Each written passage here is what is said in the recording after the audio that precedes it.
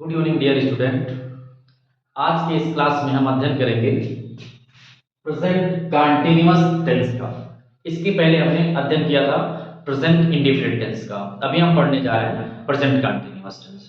तो आप कॉपी और पेन लेकर के बैठ जाइए और इत्मीनान से आप इसको समझते चलिए। और जब ये क्लास खत्म होगा तो आपके लिए प्रेजेंट कंटीन्यूअस टेंस का कोई भी सेंटेंस, चाहे वो छोटा सेंटेंस हो या बड़ा सेंटेंस हो, वो आपके लिए हिंदी से इंग्लिश में ट्रांसलेट करना बहुत ही आसान हो जाएगा। तो आइए सबसे पहले हम ये जानते हैं कि प्रेजेंट कंटीन्यूअस टेंस होता जो है कौन सा वाक्य है, ये हम पहचानेंगे कैसे। तो प्रेजेंट कंटीन्यूअस टेंस जो होता है उसके वाक्य की क्रिया के अंत में रहा है, रही है, रहे हैं, रहा हूं आदि शब्द आते हैं। जैसे वह किताब पढ़ रहा है तो रहा है प्रेजेंट कंटीन्यूअस टेंस। वे आगरा जा रहे हैं प्रेजेंट कंटीन्यूअस टेंस। मैं आपको पढ़ा रहा हूं तो प्रेजेंट कंटीन्यूअस टेंस हो गया। अब हम जानते हैं प्रेजेंट कंटीन्यूअस टेंस में हेल्पिंग वर्ब क्या लगता है। हेल्पिंग वर्ब होता है इज, आर, एम। और सब्जेक्ट अगर सिंगुलर है, S I N G U L A R, singular माने एक वचन, तो लगाएंगे इज।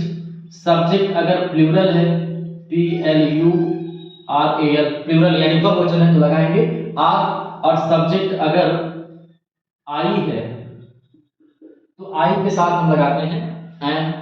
और प्रेजेंट कंटीन्यूअस टेंस में जो मेन वर्ब होता है वो वर्ब के फर्स्ट फॉर्म में आईएनजी लगता है। आइए अब हम सबसे पहले अफर्मेटिव सेंटेंस के जो वाक्य होंगे प्रेजेंट कंटीन्यूअस टेंस के, उसको हम कैसे हिंदी से इंग्लिश में ट्रांसलेट करेंगे वो हम जानते हैं।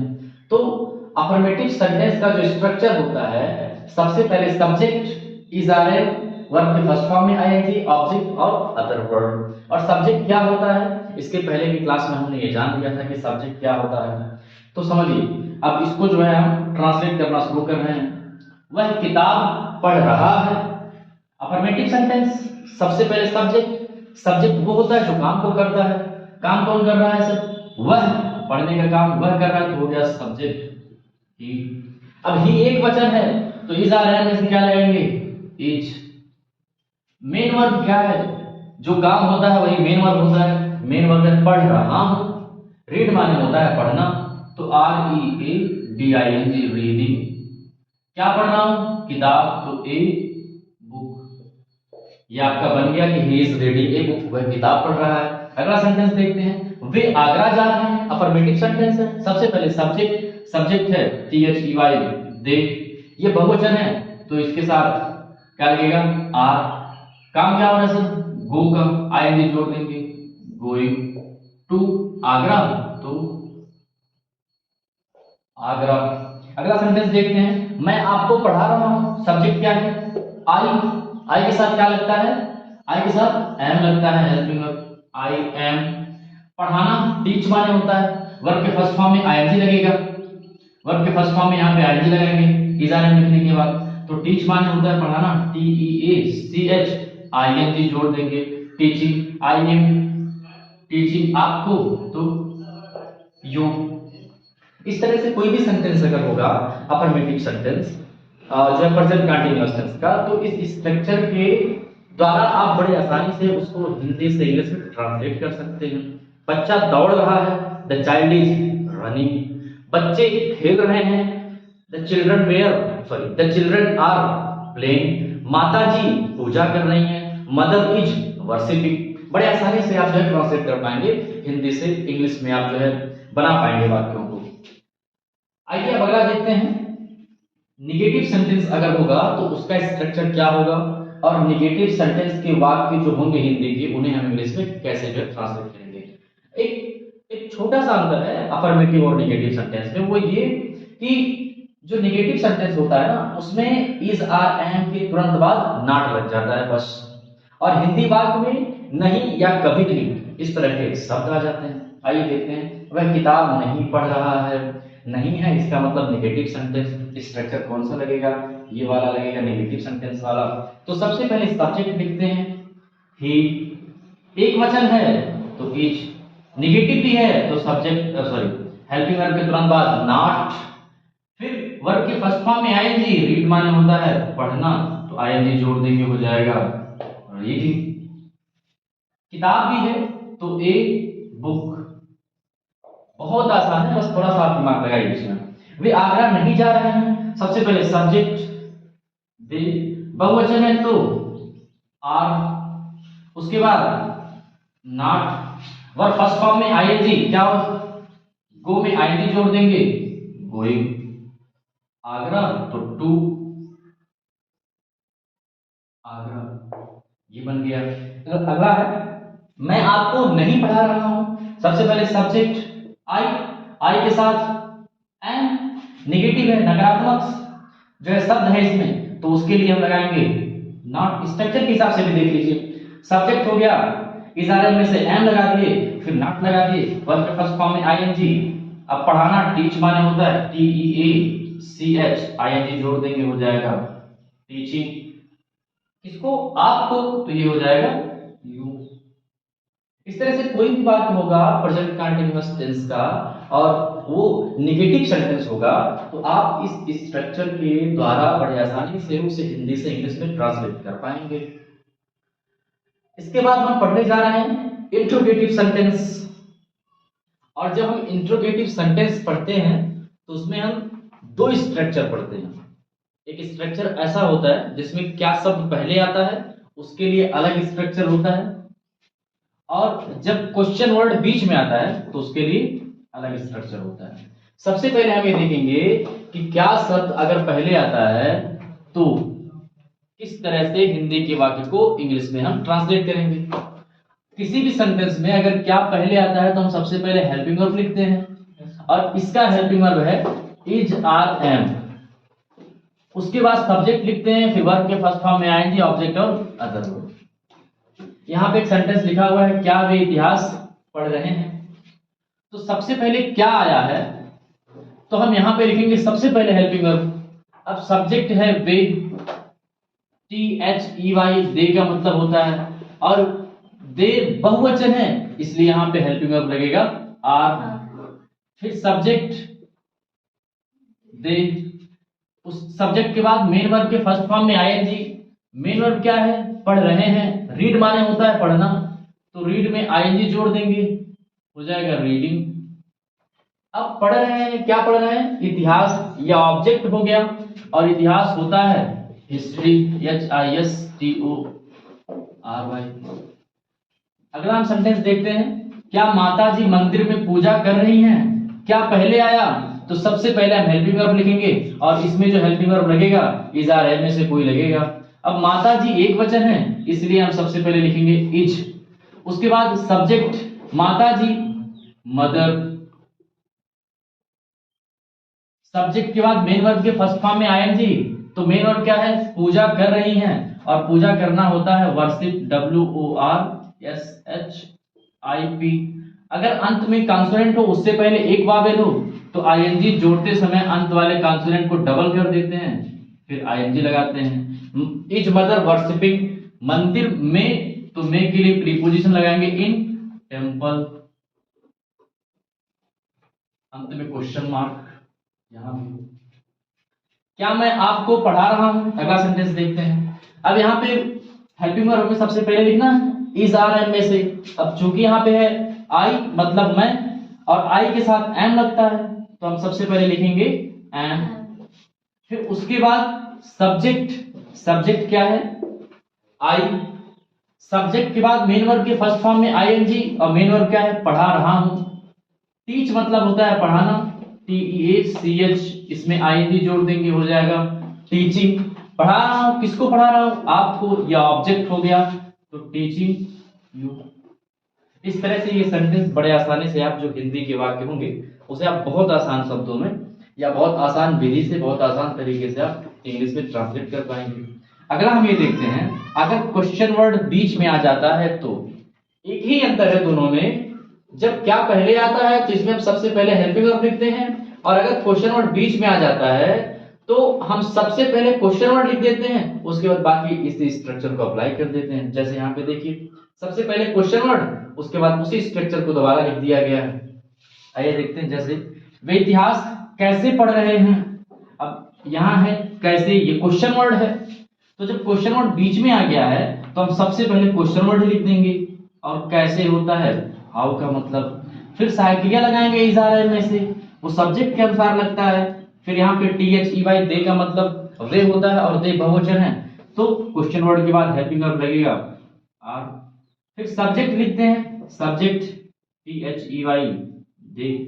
फिर मेन वर्ब के फर्स्ट फॉर्म में आईएनजी लिखते हैं, पढ़ रहे हैं, पढ़ना होता है रीड, मतलब रीड में आईएनजी जोड़ देंगे, हो जाएगा रीडिंग। इतिहास क्या पढ़ रहे हैं, इतिहास, तो history, H I S T O R Y, अंत में क्वेश्चन मार्क लगाते हैं। अगला देखते हैं, माता जी मंदिर में क्या कर रही हैं। अब यहाँ पे ये जो क्या है ये बीच में आया है, इसलिए हम इसका स्पेलिंग लिखेंगे यहाँ पर वाट। अगर क्या पहले आया होता जैसे कि इसमें आया है तो हम सिर्फ क्या लगाते, हेल्पिंग वर्ब लगाते। तो क्या होता है, किसके मतलब, वाट मतलब क्वेश्चन वर्ड हो गया। क्वेश्चन वर्ड के बाद लिखते हैं हम is are am, helping verb है ये, और हेल्पिंग वर्ब लगता है सब्जेक्ट के अनुसार। सब्जेक्ट है माता जी, और माता जी एक वचन यानी कि माता जी होता है मदर मतलब, और मदर एक वचन है तो लगाएंगे इज। फिर लिखेंगे सब्जेक्ट माता जी, M O T H E R, mother मतलब हो जाएगा। सब्जेक्ट के बाद वर्ब के फर्स्ट फॉर्म में आईएनजी, तो काम क्या है, कर रही हैं। डू मतलब होता है करना, आईएनजी जोड़ देंगे, हो जाएगा डूइंग। मंदिर में इन टेम्पल, इन टेम्पल, अंत में क्वेश्चन मार्क। अगला है, वह गोरखपुर कैसे जा रहा है। अब यहाँ पे कैसे, ये क्वेश्चन वर्ड है, ये बीच में आया है, तो सबसे पहले हम लिख देंगे क्वेश्चन वर्ड हाउ। स्ट्रक्चर के हिसाब से फिर इज आर एन, ही मतलब होता है वह, और ये सब्जेक्ट है तो वह एक वचन है इसलिए लगेगा इज सब्जेक्ट ही। वर्ब के फर्स्ट फॉर्म में आईएनजी जोड़ेंगे। गो मतलब होता है जाना, हो जाएगा गोइंग टू गोरखपुर। किसी स्थान का नाम हो तो उसका पहला अक्षर कैपिटल होता है, जी ओ आर ए के एच पी यू आर। इस तरह से अगर जो है प्रेजेंट कंटीन्यूअस टेंस का इंट्रोगेटिव सेंटेंस होगा तो आप इस स्ट्रक्चर और इस स्ट्रक्चर के सहारे किसी भी सेंटेंस को जो हिंदी का होगा उसे इंग्लिश में आप ट्रांसलेट कर सकते हैं। ठीक, तो अभी हम पढ़ने जा रहे हैं इंट्रोगेटिव नेगेटिव सेंटेंस, ठीक है ना। और इंट्रोगेटिव नेगेटिव सेंटेंस भी जब हम पढ़ते हैं तो उसमें हमको दो स्ट्रक्चर पढ़ना होता है, एक क्या पहले आए और दूसरा जब क्वेश्चन वर्ड बीच में आए। तो जिस तरह से इंट्रोगेटिव सेंटेंस में हम पढ़े हैं, तो आइए हम जो है देखते हैं। अब इंट्रोगेटिव नेगेटिव सेंटेंस में भी अगर क्या पहले आता है तो सबसे पहले हमें हेल्पिंग वर्ब यानी इज आर एन लिखना है और सब्जेक्ट के बाद नॉट लगा देना है, बस इतना ही है। इंट्रोगेटिव सेंटेंस और इंट्रोगेटिव नेगेटिव सेंटेंस के स्ट्रक्चर में बस एक ही डिफरेंस है कि इंट्रोगेटिव सेंटेंस में सब्जेक्ट के बाद नॉट नहीं था और इंट्रोगेटिव नेगेटिव सेंटेंस में सब्जेक्ट के बाद नॉट लगा है। आइए देखते हैं, यहाँ पे जो है एग्जांपल लिखे हुए हैं, सेंटेंस लिखे हुए हैं, इनको जो है ट्रांसलेट करते हैं हम इंग्लिश में। क्या वे इतिहास नहीं पढ़ रहे हैं, क्या आया है और नहीं भी है, इंट्रोगेटिव नेगेटिव सेंटेंस हो गया। अब क्या पहले आया इसलिए इस स्ट्रक्चर को अप्लाई करेंगे, और जब क्या पहले आया है तो सबसे पहले हेल्पिंग वर्ब यानी इज आर एम में से कोई हेल्पिंग वर्ब लिखेंगे, और हेल्पिंग वर्ब लगता है सब्जेक्ट के अनुसार। सब्जेक्ट वे यानी कि they, T H E Y they, बहुवचन है तो लगाएंगे आर। फिर सब्जेक्ट दे, सब्जेक्ट के तुरंत बाद लगा देंगे नॉट। वर्ब के फर्स्ट फॉर्म में आएंगे, वर्ब क्या है, रीड, पढ़ रहे हैं रीड, रीडिंग हो जाएगा R E A D I N G, reading. क्या पढ़ रहे हैं, इतिहास, तो history, H I S T O R Y. एकदम आसान है, अंत में क्वेश्चन मार्क लगा दीजिए। अगला, क्या माता जी मंदिर में पूजा नहीं कर रही हैं, माता जी एक वचन तो लगा देंगे सबसे पहले इज, एकदम इसी स्ट्रक्चर पे चलेंगे हम। इज हो गया सब्जेक्ट, फिर माता जी यानी कि mother, M O T H E R, mother. Negative भी है तो सब्जेक्ट के तुरंत बाद नॉट। वर्ब क्या है, पूजा कर रही हैं तो पूजा करना वर्शिप होता है, वर्शिप माने होता है, और वर्शिप में आईएनजी जोड़ देंगे क्योंकि यहाँ पे वर्ब की फर्स्ट फॉर्म में आईएनजी लगेगा, तो W O R S H I double P I N G, worshipping. क्योंकि अंत में जब कॉन्सोनेंट हो और कॉन्सोनेंट से पहले एक वावेल हो तो आईएनजी जोड़ते समय कॉन्सोनेंट को डबल करके आईएनजी जोड़ देते हैं, वर्शिपिंग। मंदिर में तो इन टेम्पल, इन टेम्पल, अंत में क्वेश्चन मार्क। फिर अगला है, क्या मैं आपको नहीं पढ़ा रहा हूं, क्या पहले आया है, जो है सब्जेक्ट मैं यानी कि आई और आई के साथ लगता है एम, फिर सब्जेक्ट नेगेटिव भी है तो सब्जेक्ट के तुरंत बाद नॉट, पढ़ाना, पढ़ा रहा हूं। टीच मतलब होता है टीच में आईएनजी जोड़ देंगे, TEACHING टीचिंग, किसको, आपको यानी कि यू। तो ये हो गया am I not teaching you.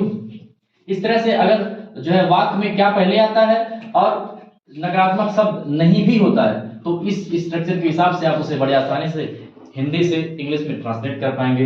आइए अगला देखते हैं। जब क्वेश्चन वर्ड बीच में आता है तो एक ही छोटा सा डिफरेंस है कि क्वेश्चन वर्ड सबसे पहले लिख देते हैं, उसके बाद इस स्ट्रक्चर को अप्लाई कर देते हैं। आइए देखते हैं, वे इतिहास क्यों नहीं पढ़ रहे हैं। अब क्वेश्चन वर्ड बीच में आ गया तो सबसे पहले क्वेश्चन वर्ड की स्पेलिंग वाई।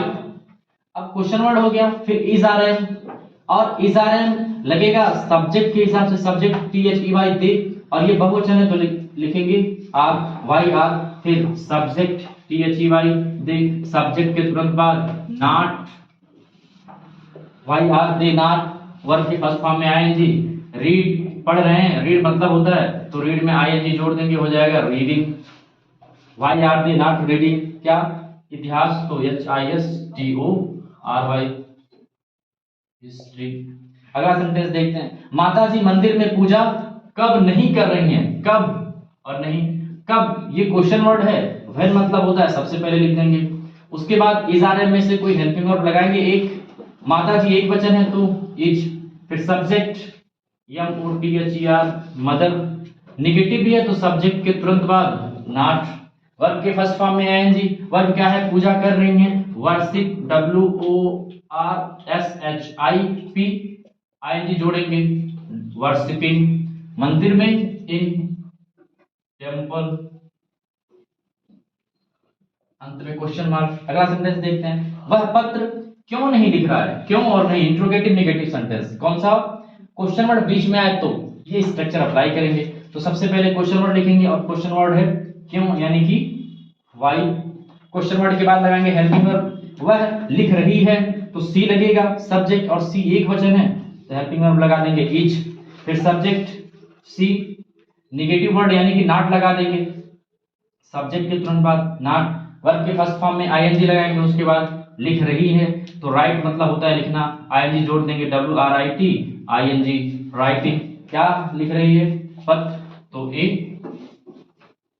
लेटर, अंत में क्वेश्चन मार्क। इस तरह से एकदम आसान है, अगर थोड़ा सा भी आप दिमाग लगाएंगे तो प्रेजेंट कंटीन्यूअस टेंस के इंट्रोगेटिव नेगेटिव सेंटेंस को आप बड़े आसानी से हिंदी से इंग्लिश में ट्रांसलेट कर पाएंगे इन स्ट्रक्चर के जरिए। उम्मीद है इतना समझ में आया होगा आप लोगों को।